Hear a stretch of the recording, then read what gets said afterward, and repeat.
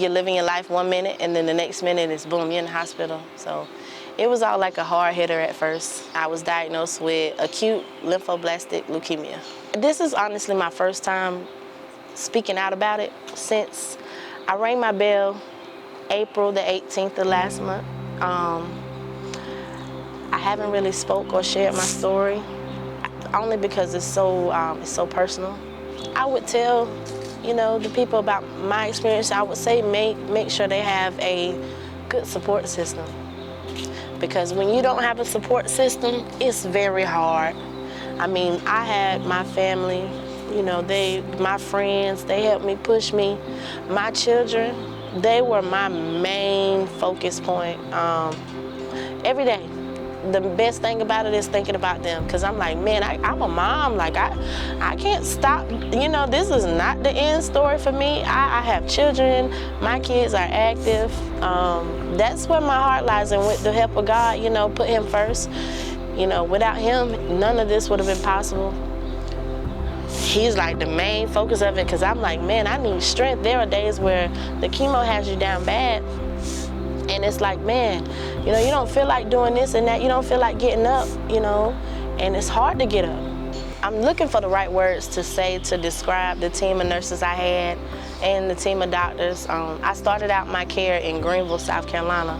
Man, I was nervous about moving to Augusta, honestly, because they were just that good. I was scared I wouldn't have the same type of care with the nurses. With nurses and doctors, when you're in there for so long, you kind of form like a bond with people, and they don't just see you as a patient, they see you as a friend, for one, a human. You are a patient.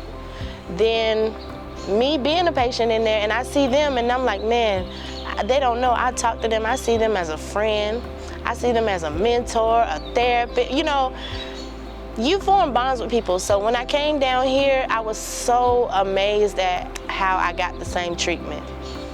Even though they were different people, I still had the same, type of care. I formed bonds with all of the people here. They are all amazing. It's one lady in particular, my clinical coordinator, my research coordinator, Miss Tricia. She's amazing. She walked me through it every step of the way. If I had to cry, she let me cry. If I needed anything, she was there. And I appreciate everybody for that, because they all showed the same care. They are graceful. I can't say enough good things about these wonderful people, man. It's a good feeling to have doctors and nurses that really care. The journey, without support, is hard. If I didn't have support, I don't know if I would have been able to go through the process as smooth.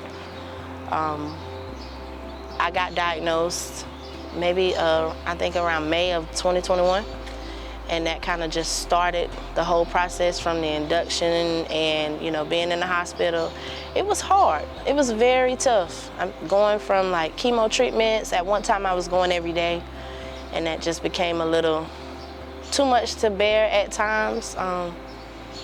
Man, between that journey until now, it's up and down. The goods, the bads, the in the middles.